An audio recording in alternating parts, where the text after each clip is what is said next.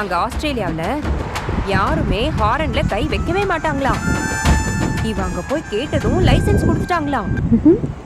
இப்படி கேட்டோன்னெல்லாம் லைசன்ஸ் கொடுக்க மாட்டாங்க.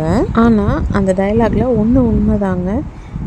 ஆஸ்திரேலியாவிலையோ இல்லை நியூசிலாண்ட்லேயோ அவ்வளோ சீக்கிரம் ஹாரன் அடிக்கவே மாட்டாங்க. நம்ம இவ்வளோ நேரம் இந்த வீடியோ ரெக்கார்ட் பண்ணியிருக்கோம்ல, ஏதாவது ஒரு காரில் இல்லை ஏதோ ஒரு ட்ரக்கில் உங்களுக்கு ஹார்ன் சவுண்டு கேட்டிருச்சா? நம்ம வீடு இப்படி ரோட்டு மேலேயே தான் இருக்குது. இங்கே ஹார்ன் சவுண்டே அவ்வளோவா கேட்டதே கிடையாது. ஆக்சுவலி இங்கே ஒரு ரூலே இருக்குது.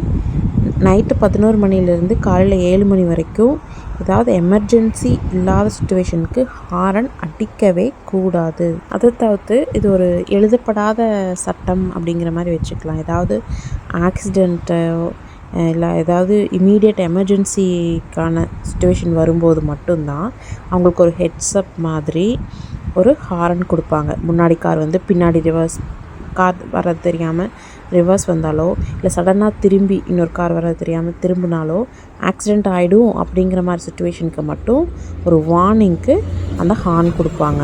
ஹார்ன் அடிக்கிறதே ஒரு ரீசனபிளான டிராஃபிக் வார்னிங்காக தான் யூஸ் பண்ணணும்.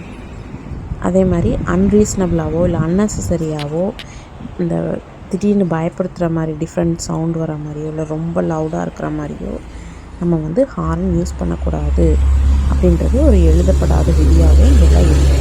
அதனால தான் யாரும் அவ்வளோவா ஹார்ன் அடிக்கிறத நம்ம பார்க்கவே முடியாது. இன்னும் ரோட் ரூல்ஸு, டிரைவிங்கு, லைசன்ஸு இதெல்லாம் பற்றி தெரிஞ்சுக்கணுன்னா நம்ம சேனலை சப்ஸ்கிரைப் பண்ணுங்கள். அதே மாதிரி உங்கள் ஃப்ரெண்ட்ஸ்க்கும் ஷேர் பண்ணி ஃபாலோ பண்ணிக்கோங்க. கமெண்ட் அண்ட் லைக் மறக்காமல் பண்ணுங்கள். Thanks for your support.